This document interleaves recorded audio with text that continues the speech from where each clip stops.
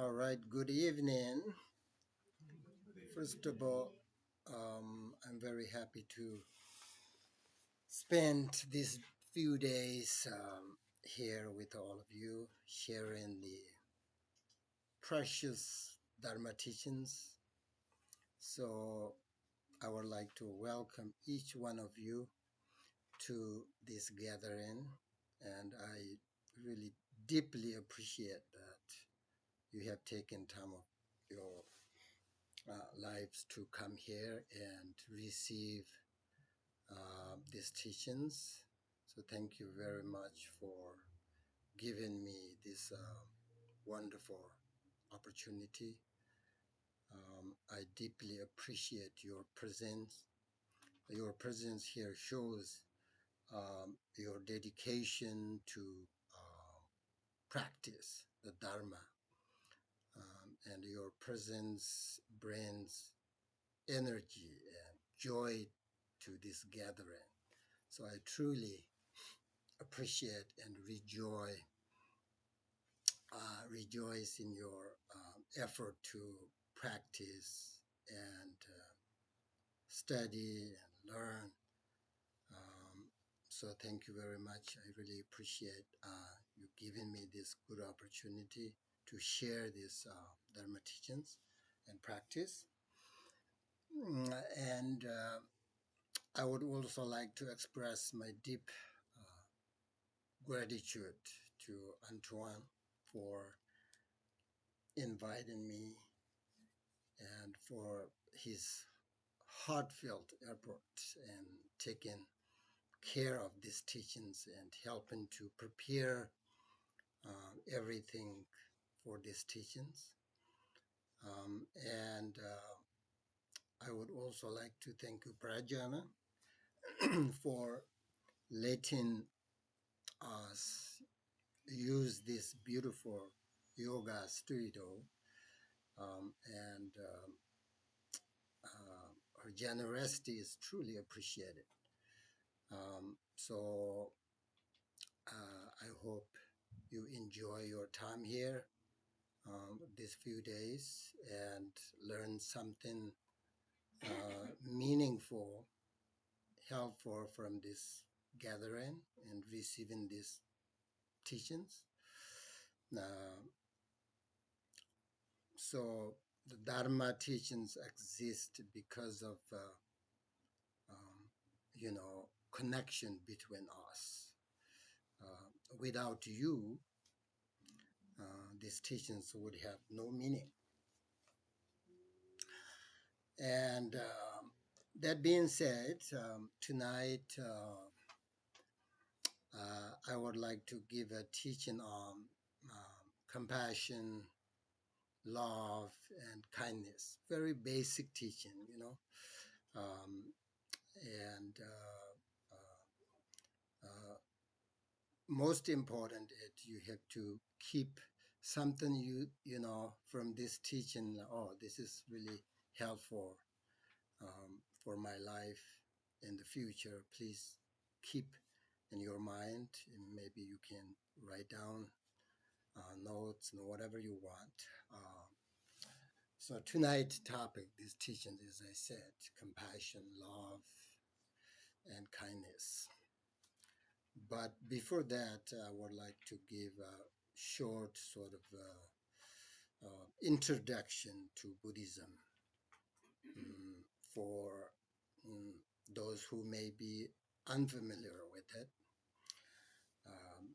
So Buddhism is a path of sort of inner growth. It helps us understand the nature of suffering and discover how to live with more compassion and freedom, basically.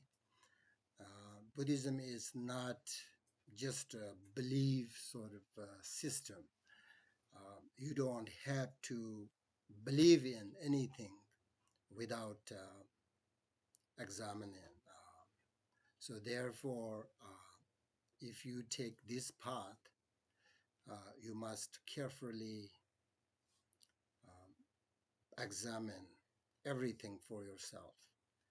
Uh, you just don't have to believe.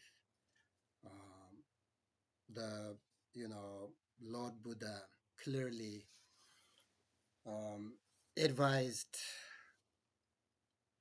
his his followers, not to practice his teachings um, with a blind faith.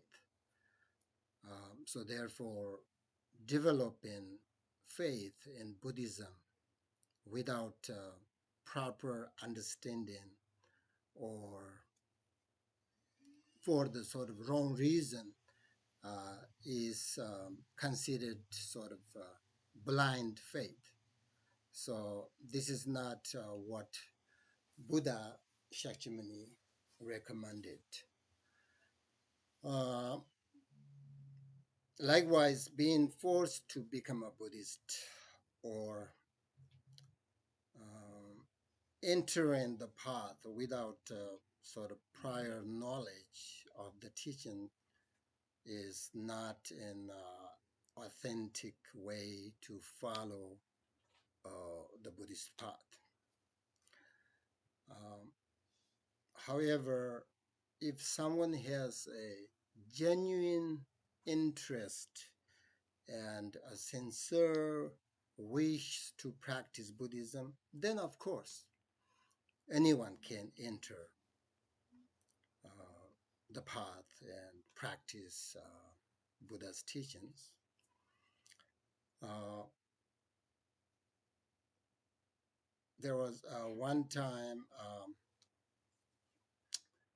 the Buddha was given a teaching to his disciples when some uh, fishermen nearby felt really regret the harm they had caused by fishing, and they uh, thought they were not allowed to join the teachings. Then, one of the Buddha's disciple, his name was like Shariputra, asked them, this fisherman, why they looked sad and unhappy. And then they said that, they wanted to practice Buddhism and Buddha's teachings, but felt they were unsuitable because of their sort of past negative actions. Then, Shariputra, the Buddha's the best disciple, then told them, oh, in the teachings of Buddha, your, you know, your heritage, your race, or where you come from does not matter at all. It is not important. What matters is your practice. So anyone, regardless of who they are, has the sort of equal capacity to attain and the right to follow the Buddhist path. So they were so happy to hear that. And then those fishermen, took this path and practiced Buddhism. So like that, if somebody really wanted to practice these teachings and take this path, definitely doesn't matter who you are. But if you are not interested, no need to, So it's totally up to you. So the goal of Buddhism is freedom from suffering and the awakening of compassion for all sentient beings, basically. And the purpose of Buddhist teaching is to help us become uh, compassionate and basically become a good human being. Um, that's the whole point. Um, in other words, Buddhist teachings are method to improve your um, intentions, your conduct, So they are sort of a method to subdue and train the mind. It is important to understand that um, the mind itself is the root of everything. So, therefore, it is your own mind that determines whether you go through daily life in unhappiness or turn away from sort of this selfishness towards love and compassion. Everything depends entirely on how you use your own mind. Um, each of us is responsible for the well being and for happiness of our life, of everything. So, therefore, it is your own mind that determines whether you go through uh, your daily life in happiness or unhappiness.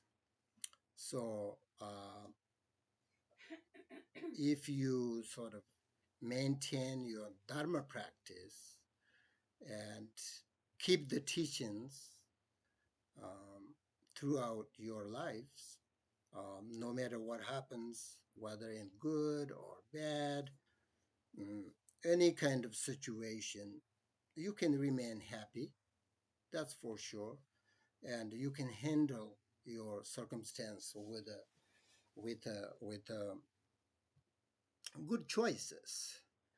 Um, Authentic Dharma practice brings peace and freedom, mm, which are the roots of the genuine and true happiness.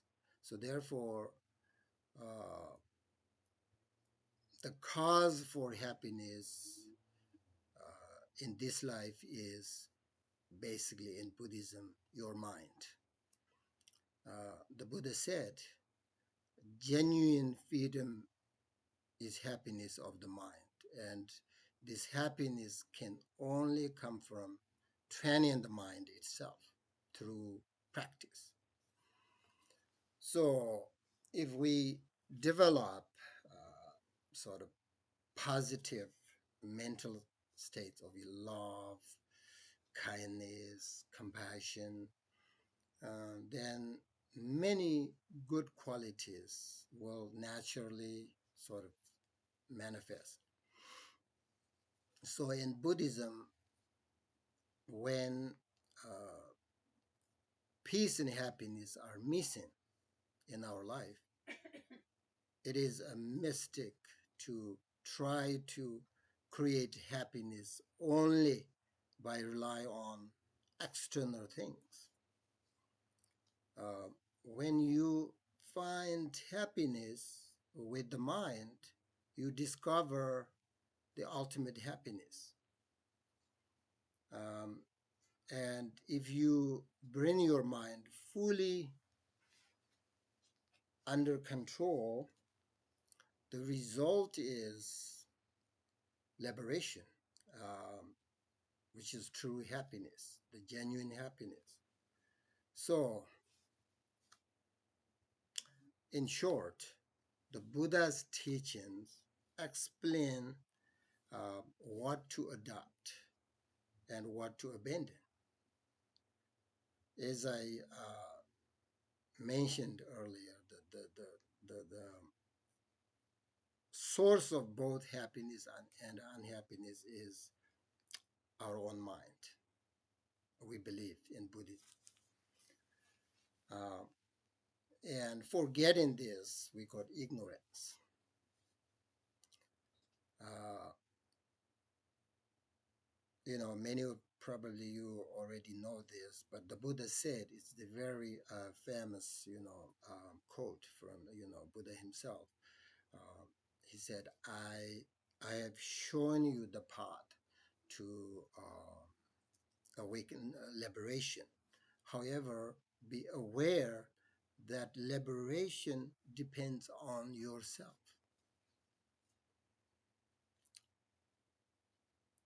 Just as the sun illuminates the world, but those caves that face north never receive its light and always remain in sort of darkness, right? So, similarly, the Buddha's teachings can eliminate suffering, unhappiness, but they cannot benefit those who remain blinded by ignorance. So that's the, you know, just you should investigate and think about. Um, that's a short sort of introduction of Buddhism. If there are some new people, I'm, I think some here like who are not familiar with Buddhist teachings and what is the point, what is the motivation. Uh, so therefore, I just give you very, very short introduction of Buddhism. If you want to understand more, please, you should read sort of the basic teachings of Buddha, like for example, Four Noble Truths, and before you know, want to take this path, just be careful, um, because become a Buddhist man, take this path. It's not just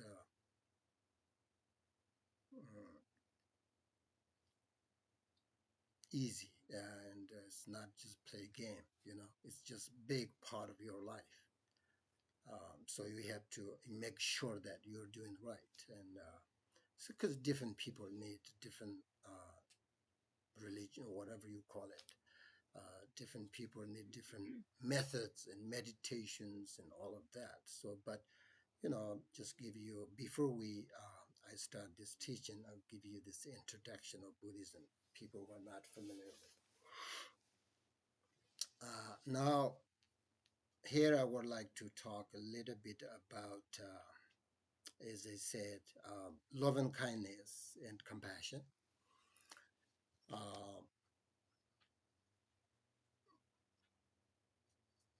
these attitudes help eliminate suffering, no matter who they are or whether they have faith in the Buddha's teachings. Uh, that's why love and kindness, compassion, doesn't matter who you are. We all need that. If you receive, these teachings tonight, about love and kindness, compassion, that doesn't mean you become a Buddhist. We all need love, compassion as a human being. So you don't have to consider, oh, I'm a Buddhist or no. So, but these are very important practice.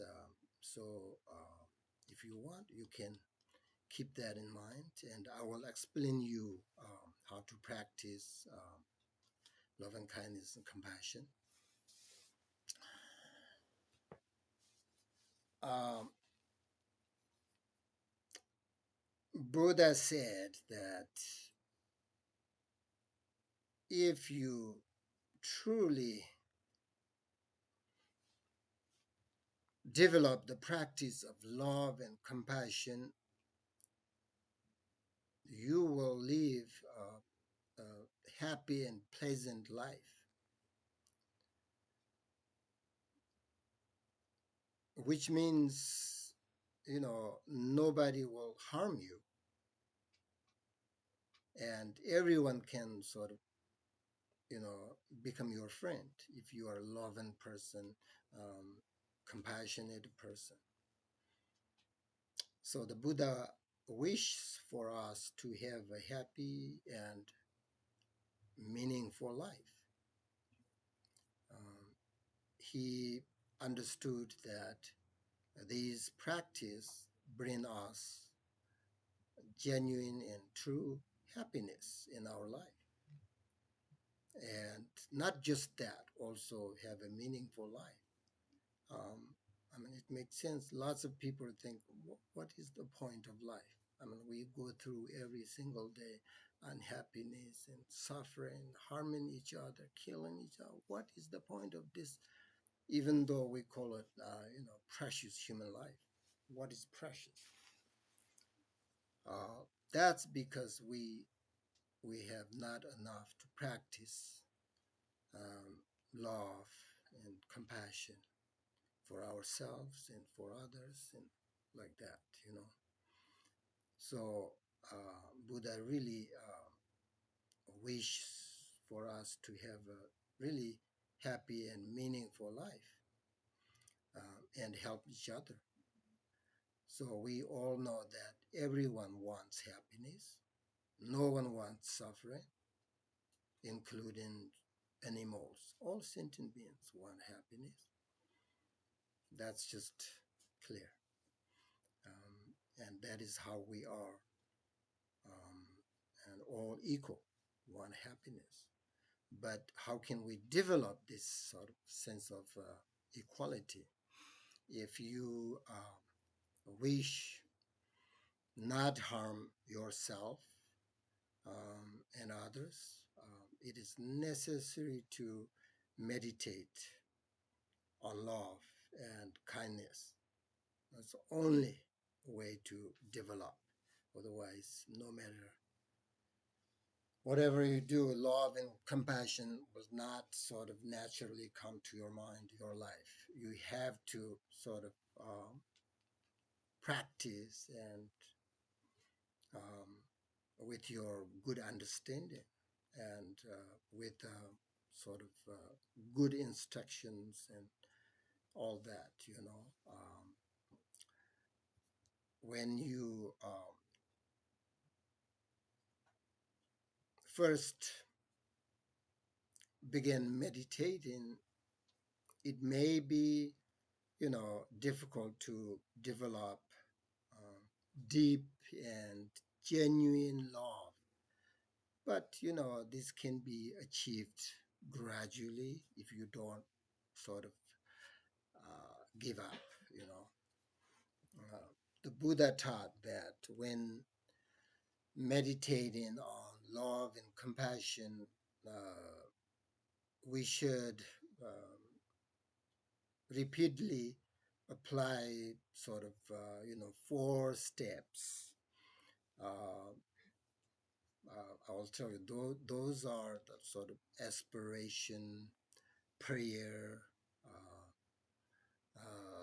commitment, and request. So each of these steps, brings a different benefit um, and guiding the mind toward specific motivations and generate sort of corresponding feelings. So I will explain these 4 steps, okay? That's how you meditate on love and compassion. If you're ready, um, the first meditation on love um, with the following wish. My teachers always said that may all sentient beings have happiness and the cause of happiness, right? So when you meditate, you have to think, not just recite these prayers without, you know, you are thinking something else. Recite, may all sentient beings have happiness, cause of happiness. It doesn't work, right? So you have to uh, think and the meaning of the prayers and then put them into your practice, meditate, you know. You can also reflect, um, think, you know, like how wonderful it would be if all sentient beings are happy. So this is a wish for both yourself and others to experience to happiness and the cause of happiness. So this wish is the first step. Then the second step is aspiration. So you think, you know, may they have happiness, kind of like, you know. At this moment, you are generating the true, sort of genuine aspiration. It's not just a thought, right? But a strong inner aspiration. May all sentient beings have happiness. I truly want them to have it. Kind of like that. You know, you have to think that over and over again. The first time is not really deep, not really sincere, just thinking. But once you think more, all sentient beings, and then you can somehow, some reason, you know, you can develop sort of really genuine love. So once you develop it, you don't want harm any sentient, include yourself. So you generate that kind of strong feeling in your mind, right? So uh, the difference between a wish and an aspiration is that wish is simply a general desire for something to happen, right? But an aspiration is a strong, you know, focused intention that motivates action, you know, and inner sort of, what do you call it, transformation. So it moves the mind towards a goal, you know, aspiration helps. It's not just a thought, it is a heartfelt desire and um, and generates the inner sort of energy, you know. So that's the second step, okay? The third step is your commitment. Very important. It is the decision to act on your aspiration. Um, so you dedicate yourself to following through the wish, your intention in daily life. Um, it involves responsibility and consistency, like effort. So you think, I will bring happiness to all sentient beings if I can. I shall help them attain happiness. You know, this is what we call a very strong sort of commitment um, to action. And in this step, you engage sort of fully with your commitment. Uh, then, after that, you move to the fourth step, which is requesting inspiration.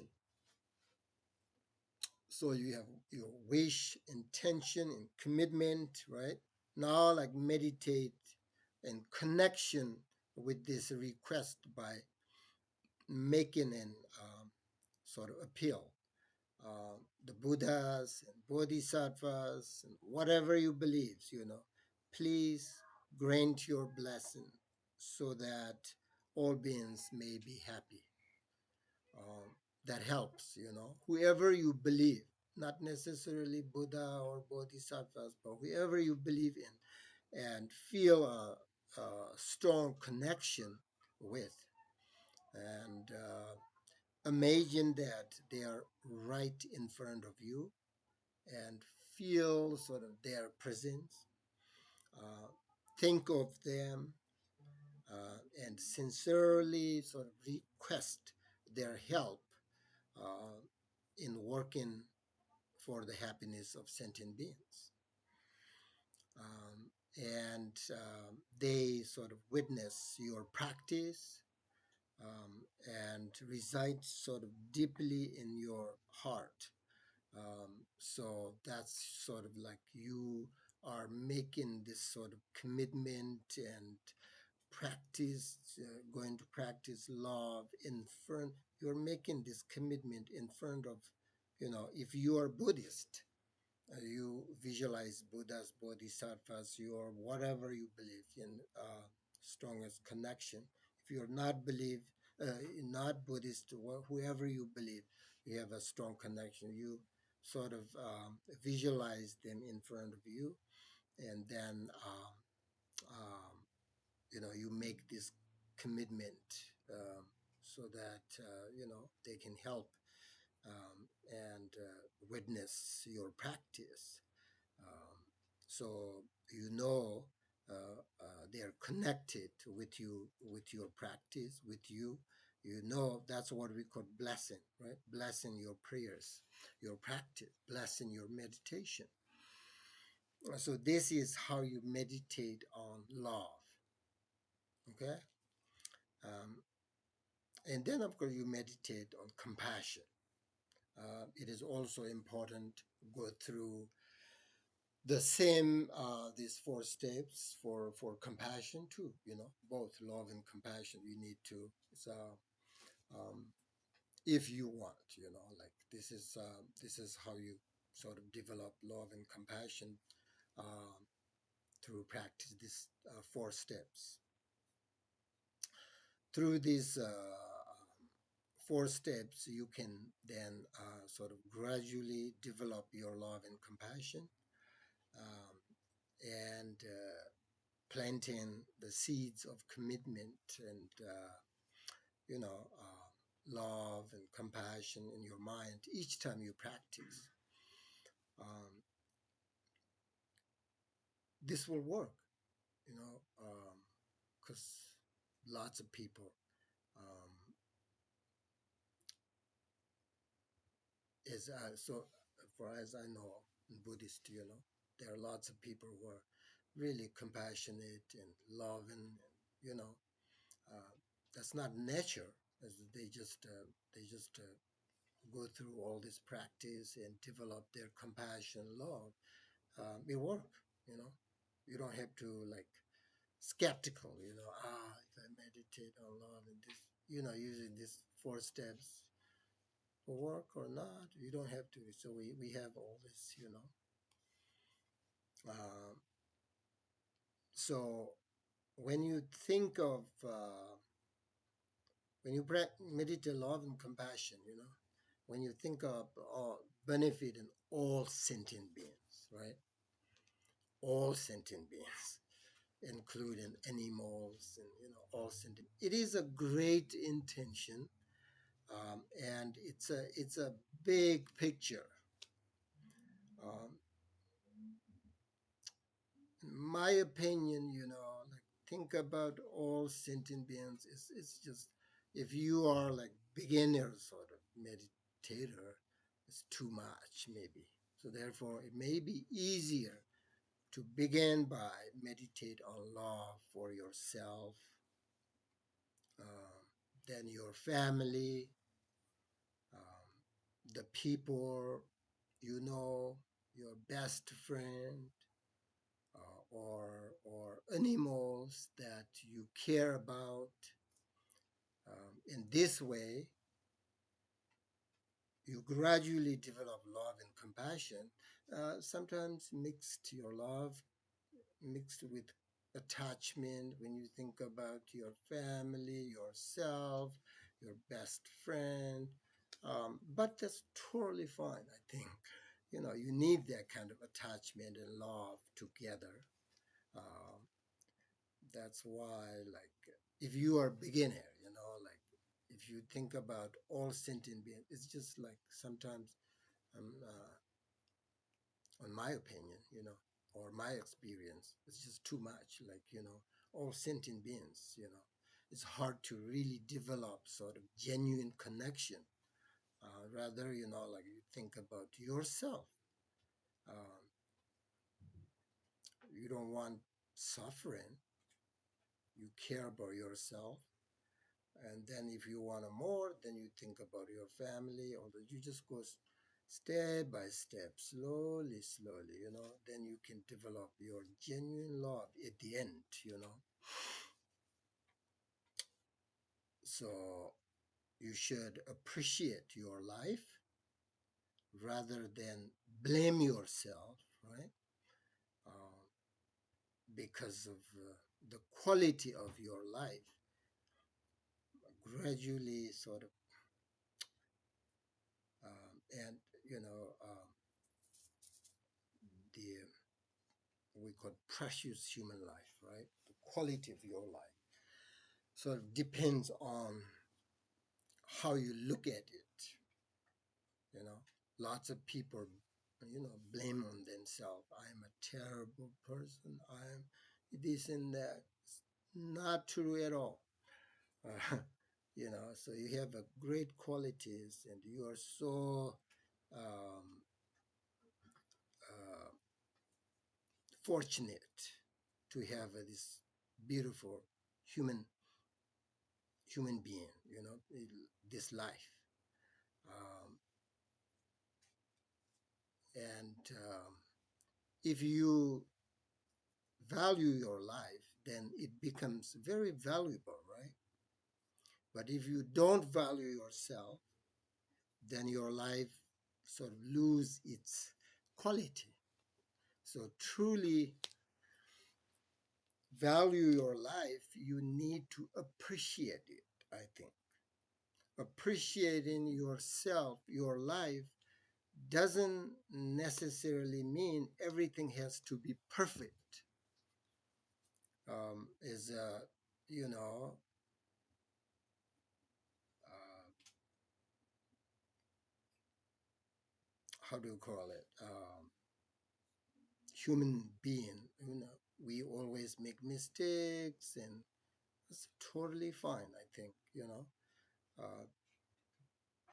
but we have to appreciate this life. We have this great life.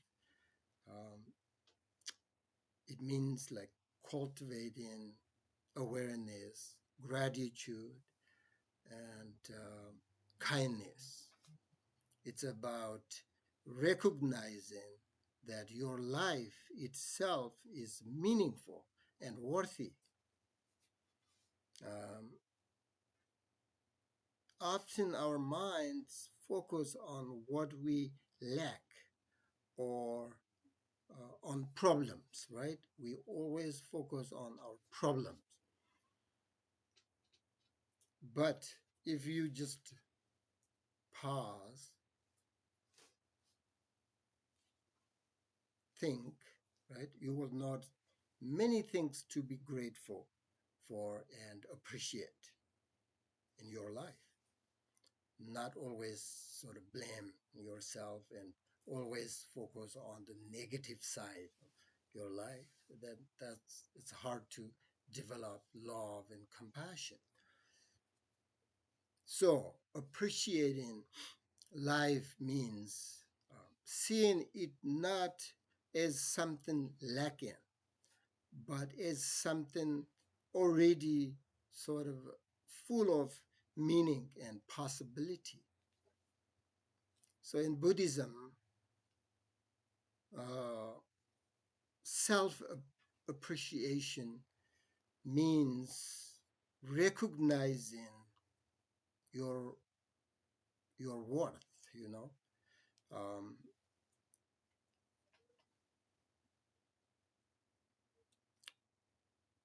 Usually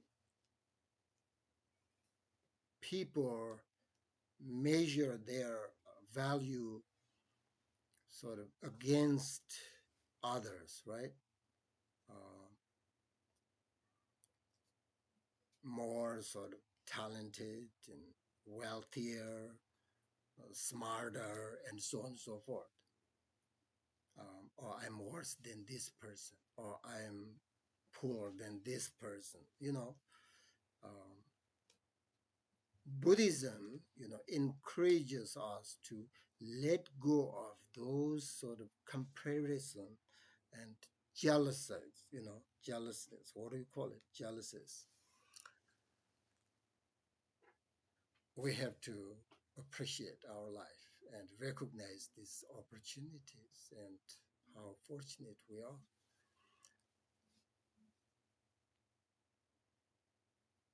Usually, we don't appreciate the good part of our lives.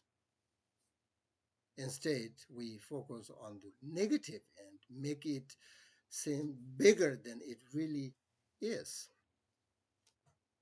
So, when you slow down and fully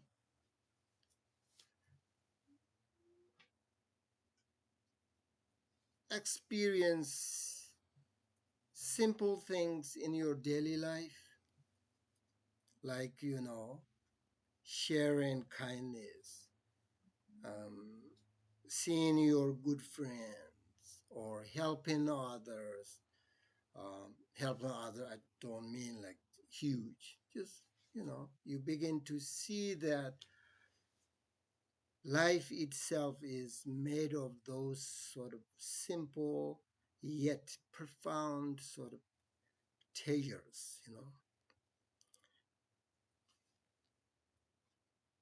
When you offer kindness, help, or love to others,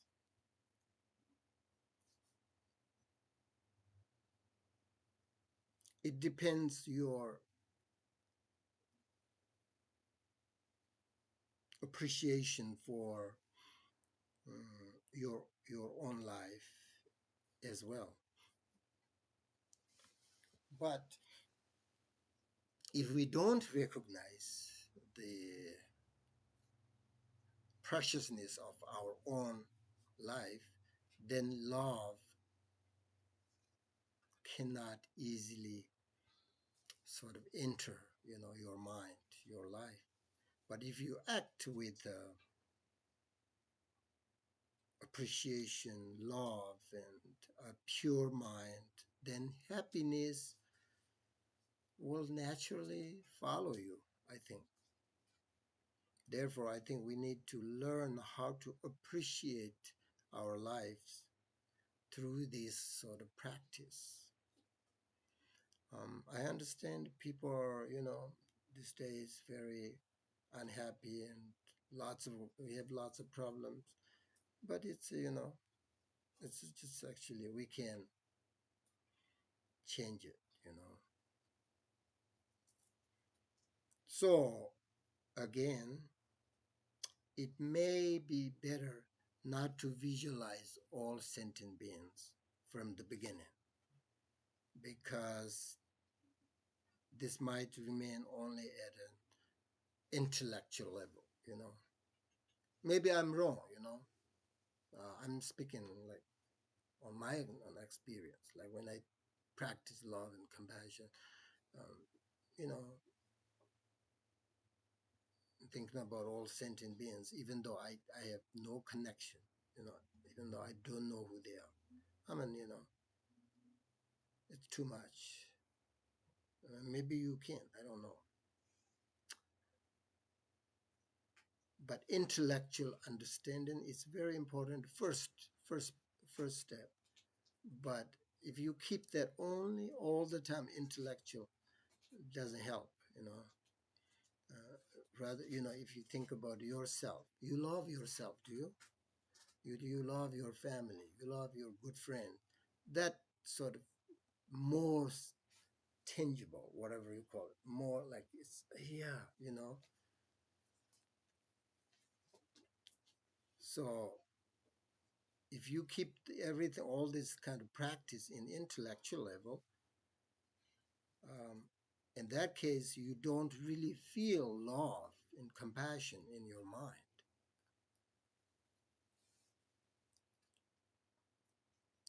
But not always like that.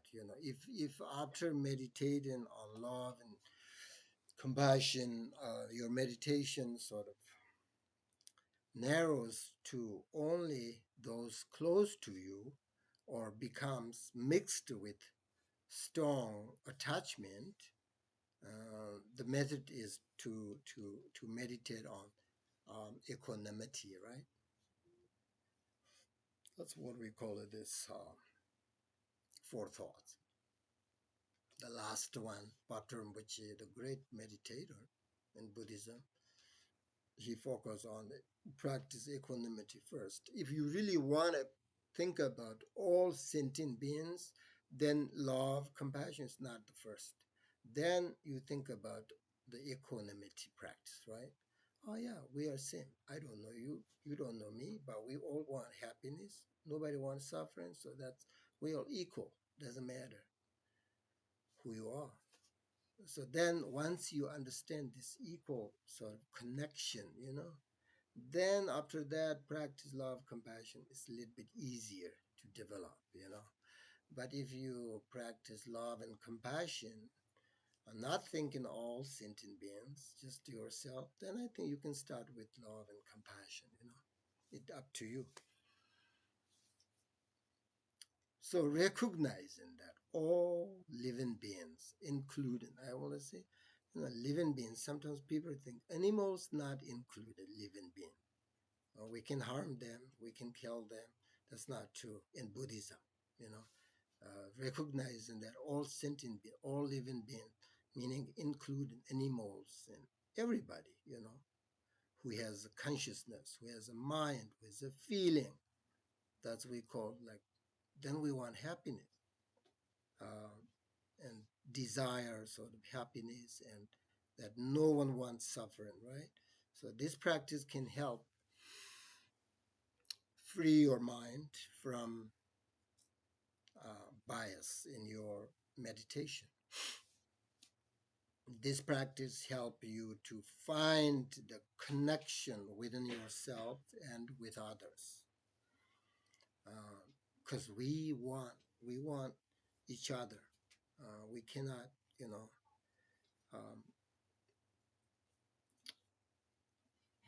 without helping each other. Then it's just nothing will good thing happen, right? So we all need each other.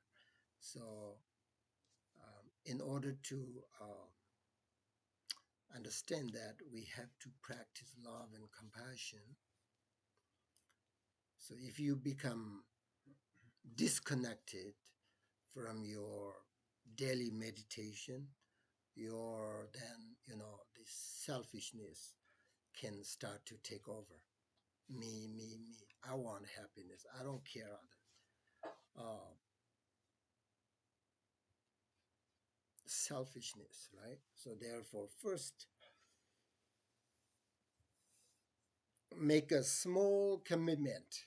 If you are a sort of not Buddhist, if you are not, advanced practitioner, then, we have to take small steps and without too much expectation, uh, make a small commitment to, regularly examine your actions, your mind, then make a, make a sort of second commitment to transform those. If you investigate in your, for example, today, what did I do today? Did I harm others? Harm other means like mentally. That's the most, the worst thing. You don't act, and some people, but usually we don't act like harm others, kill. We don't do that, even physically, but mentally, oh, we get angry.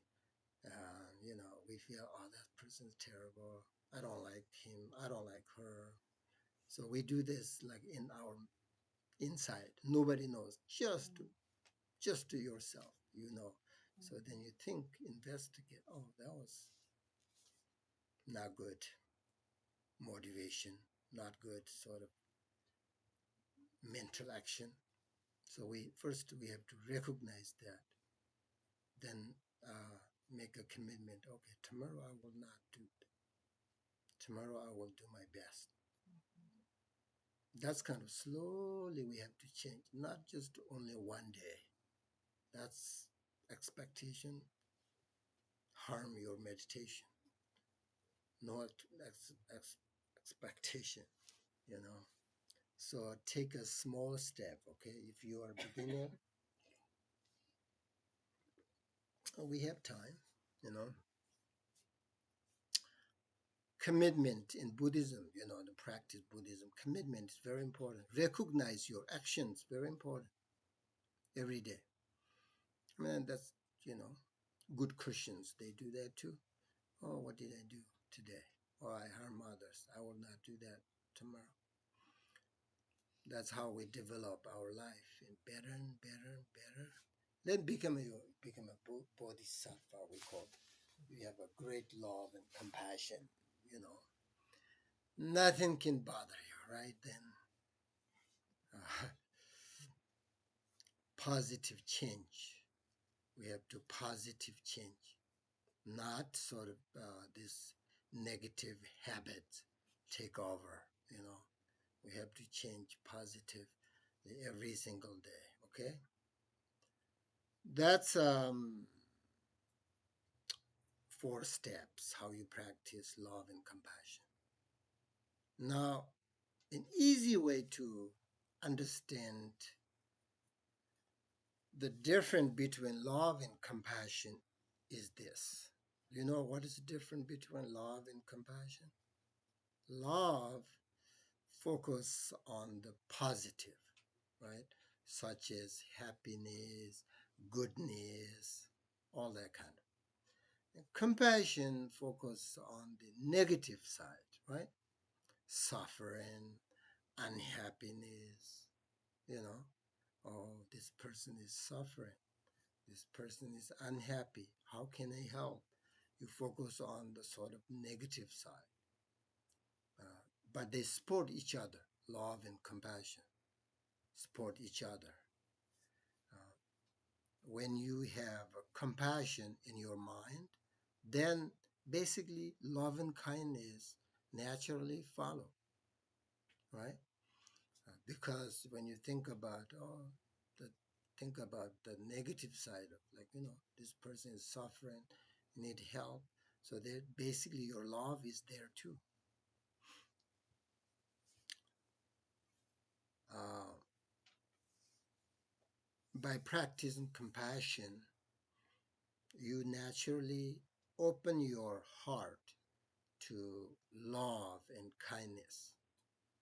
Likewise, cultivating love make it easier to feel compassion for others. So that's what I mean. They can help each other, you know. Uh, so together, love and compassion, they create a balance, you know, um, and way of sort of caring for yourself, caring for others, you know. So, whether you are a Buddhist or not, whether you believe in spirituality or not, whoever you are, uh, you need this practice. Believe me. uh, More importantly, from a Buddhist perspective, no matter what practice you follow, uh, if it is not based on this practice, love and compassion, it will not be truly beneficial. If you don't develop love and compassion, then when you face difficulties, you will not be able to, you know, see them as part of the path. Therefore, you should start your practice with this great um, aspiration, maintain it throughout, and conclude with the same aspiration. So the Buddha gave us different methods for living happily and peacefully in this world. Um, and one of this method is the practice of love and kindness, compassion, and helping others, helping yourself, which brings a happy and meaningful life. Happy life and meaningful life, totally different in Buddhism, okay? So, love and compassion are the essence of life. When life challenges and how do I say, like shakes you, whatever inside will come out. If you uh, carry sort of fear, anger, or these negative emotions like jealousy, anger, that's what will come out. But if you carry love, compassion, kindness, that's what will radiate. Just like holding a cup of tea, for example, when someone bumps into you, what will happen? Tea spills out, right? Mm. Because that's what you have in the cup. You hold in the cup. Someone bumps you, and your tea spills out.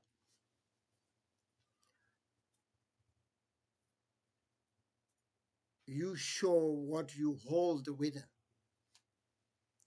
So each day, ask yourself, what am I carrying today? That's so important for me. Like, if you carry like anger, jealousy, somebody, even though say something, you just right away show it. Anger, your anger. But if you carry in like love and compassion, you will show that. So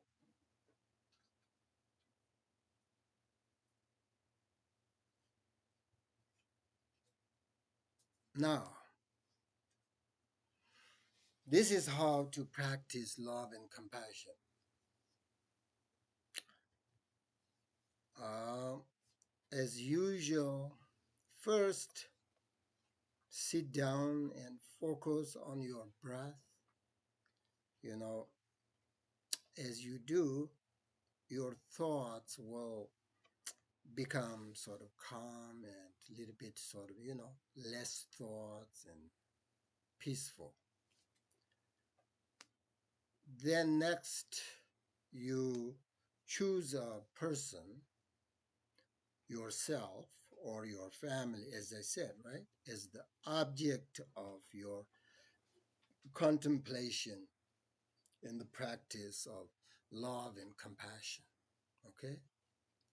Do you understand? First, try to calm and relax both your body and mind. That's first step, right? Second, you have to choose, as I said, you choose all sentient beings, up to you. Or you can choose yourself, your good friend, your family, or animals you care, whatever is the object of your practice, love and compassion. With that object in the mind, keep that, right? Go back and forth, back and forth. So meditate until your heart fills with compassion.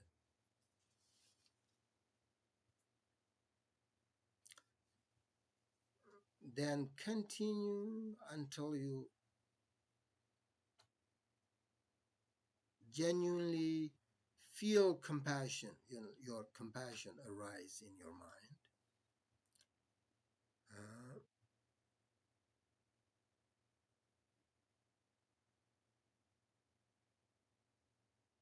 Sometimes you feel bad.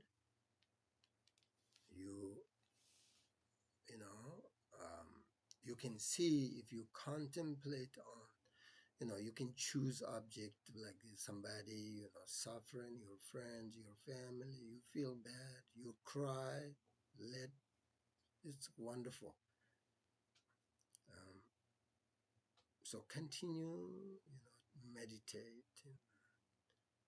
until your compassion is genuine, and arise in your mind. You meditate on that. More importantly, to understand others' situation, um, put yourself in their position. uh, Visualize that it is you who is suffering. um, then using this method, uh, you will come to understand how that suffering feels.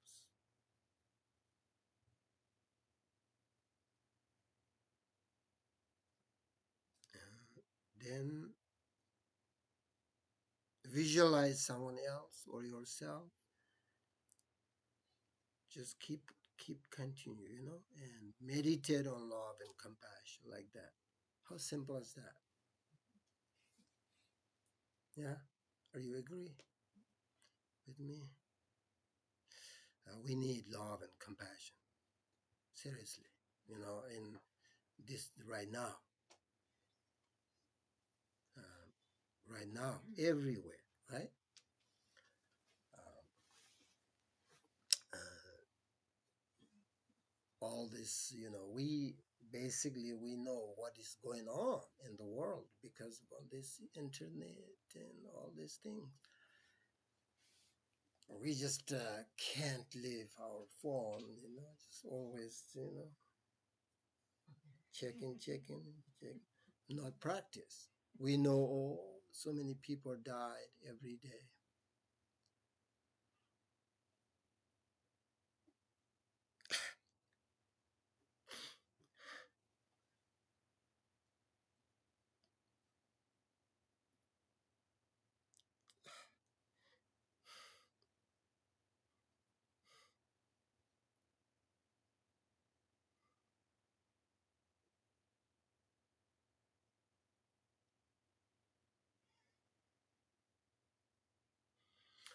Mm.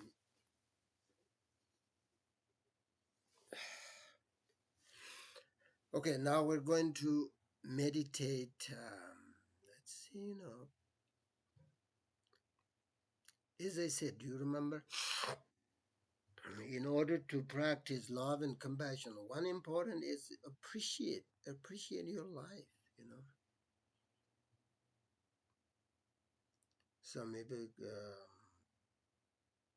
we're going to meditate on appreciating life. Do you like that?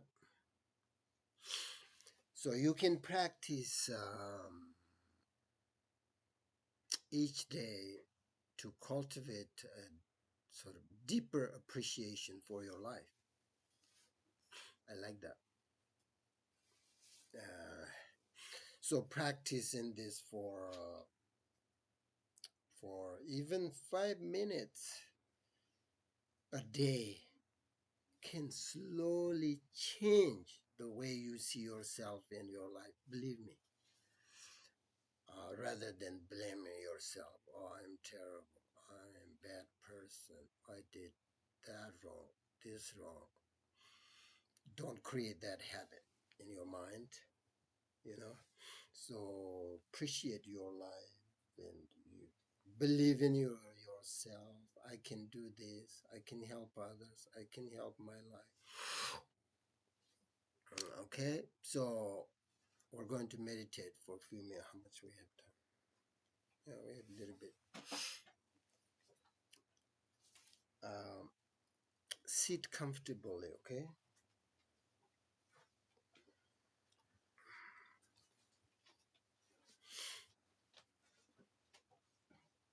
Uh, when you practice this, I think less distraction. If you close your eyes, if you like, some people like open their eyes when they meditate. But if you like, close your eyes, um, sit comfortably, and then take a slow, deep breath in, breathe in, let it out very gently. Just focus on your breath, nothing else. Breathe in, breathe out. Feel your body resting in this moment. Yeah, nothing complicated. Just breathe in, breathe out.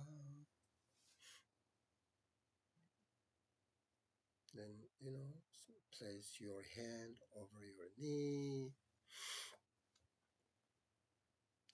Then, just breathe in, breathe out. Notice that you are alive. You are alive. Your life is here, right now. This is your life within you. No past, no future. This is it. This is your life.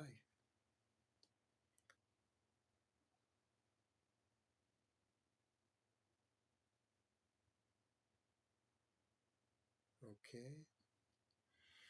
Then bring to mind simple things you appreciate today. Perhaps you have a great opportunity to help others, help yourself. Perhaps the smile of someone you love.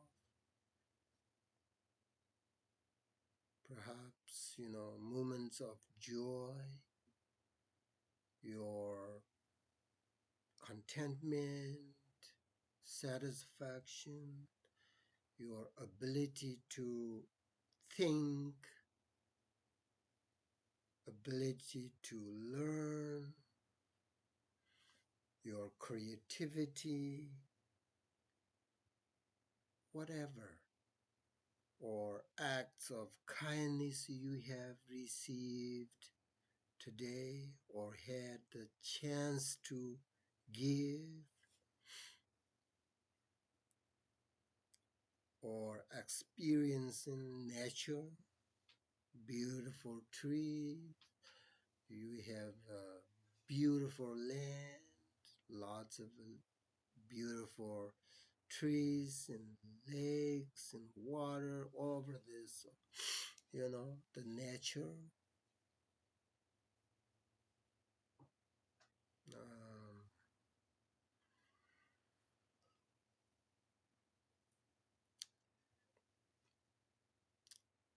so simply, the gift of being able to breathe.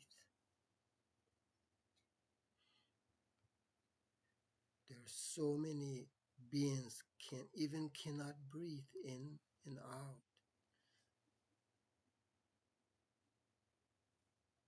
Only this is very valuable, very fortunate.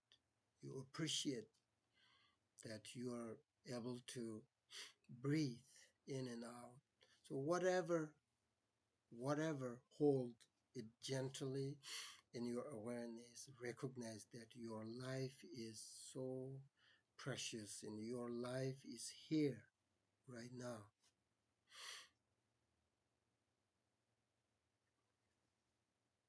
So just appreciate whatever not about yesterday or tomorrow, just today. Appreciate whatever you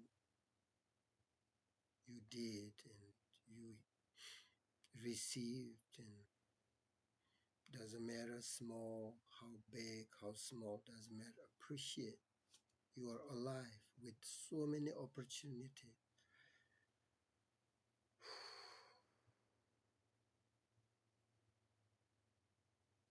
Just to recognize.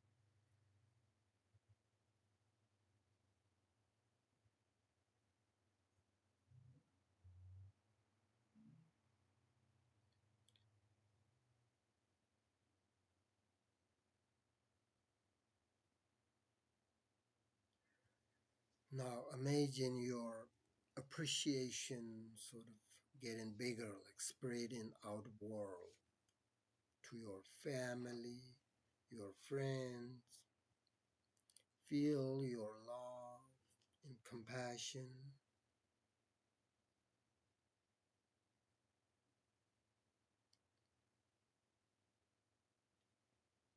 So you take another deep sort of breathe in and slowly breathe out with your appreciation. And sometimes you can silently say to yourself, I am grateful for this life. I will live it with love and compassion for myself, for others.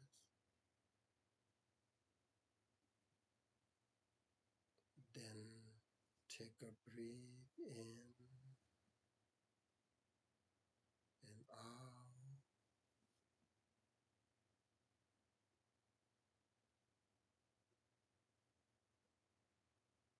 If there is distraction in your mind, then just to focus on your breath. Breathe in